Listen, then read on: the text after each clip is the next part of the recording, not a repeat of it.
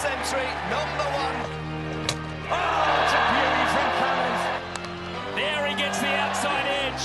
There he gets the boundary. And there he puts an exclamation mark on one of the great summers in Australian cricket.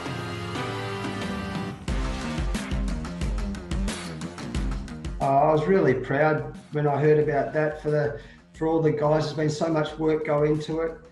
We recognise also how fluid these rankings are, but you know, in this time, it was certainly nice to be able to put a smile on our faces.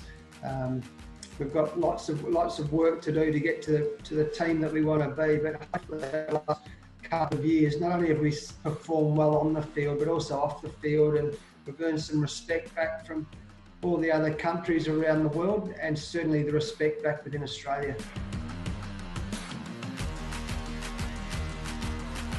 You know what I'm most proud about yesterday when I heard the news was that when we started on this journey, there'd been a lot of talk about Australia wanting to be number one in the world in all three forms, but we actually took a different approach. I said we wanted to be number one in the world in professionalism, we want to be number one in the world in honesty, we want to be number one in the world in learning and getting better, and be number one in the world in mateship with each other, and the camaraderie is so important. And we want to be number one in the world in humility. So we actually, instead of being the number one cricket team in the world, we talked about being number one in our values and our processes. So not once have we talked about being the number one ranked team in the world. We've just talked about process after process after process after process. And that's why I'm so proud of what this achievement, because we've stuck to the formula, we've stuck to the process, and the outcome looks after itself.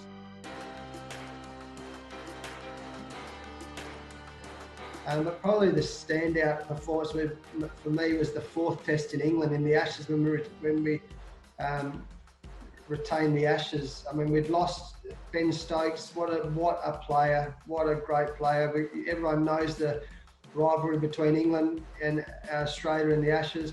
Ben Stokes, that incredible innings when we lost the third test, and the way our guys fought back to win at Manchester, that was an amazing achievement. I think most of the world thought we'd fall down, would lie down, and England had beat us easily, like they had done for many years before in England.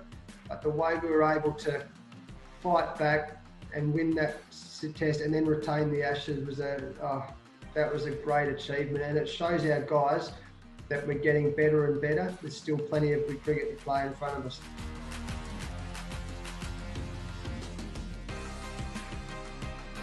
We've obviously set our minds on the Test Championship at Lords, and that'd be what a showcase event that would be. I think it's been a great initiative through the ICC. We've put our attention on making that game, so that would be a big one. But ultimately, as I mentioned a little while ago, we have to beat India in India, and we've got to beat them when they come back, because they've been the number one team, and they're rightly so for some time.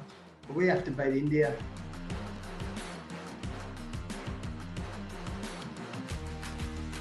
Our goal really was, at the end of what happened in South Africa, that our goal was to make Australians proud of us again.